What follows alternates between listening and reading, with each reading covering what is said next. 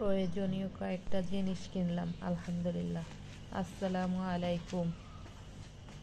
কয়েকদিন ধরে এই কয়েকটা জিনিস কেনার প্রয়োজন মনে করছিলাম, তাই কিনেই ফেললাম আলহামদুলিল্লাহ। আমি অল্প কিছুতেই সন্তুষ্ট আলহামদুলিল্লাহ। লাউ শাক কিনে আনছে আমার হাজব্যান্ড।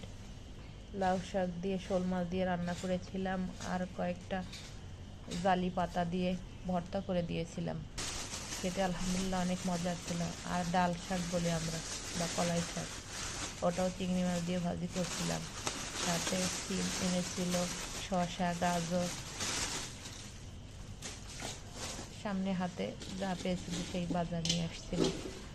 আর এইটাও কিনে আনলাম আমি সাথে গিয়েছিলাম এটা কেনার সময়। কিছুদিন ধরে এইটা কিনবো কিনবো বলছিলাম, কিন্তু ওই দিকটায় যা হয় না বিধায় কেনা হয়নি। তাই একবারে কয়েকটাই নিয়ে নিলাম।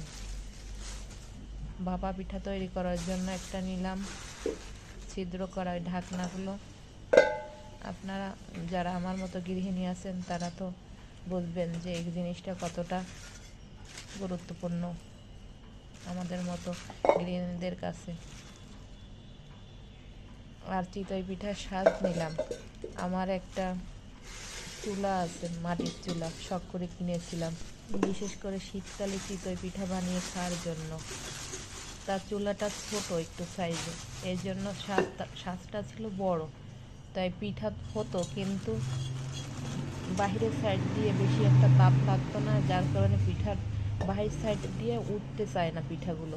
এই জন্য ছোটো দেখে একটা সাজ নিলাম। আর তার সাথে আর একটাও নিলাম যাতে একটা পিঠা তৈরি করা যায়। আর এইটা কয়েকদিন ধরে মাছ কেনার এটা কিনতে চাইছিলাম, কিন্তু দেখতে বেশি একটা ভালো লাগে না, তাই নেওয়া হয়নি। কিন্তু একসাথে এই দুইটা জিনিস নিলাম, সাথে ওটাও একটু নিয়ে আসলাম। তা আমার এই পিঠার স্বাদগুলো কেমন হয়েছে আপনাদের কাছে? একটু প্রয়োজন ছিল, এই জন্য এই জিনিসগুলো কিনলাম। চিতই পিঠার সাজ নিলাম দুইটা, বাবা পিঠার সাজ একটা, আর মাছ ধোয়ার বাসন বা কি বলে ওটাকে, মাছ ধোয়ার পাত্র নিলাম একটা।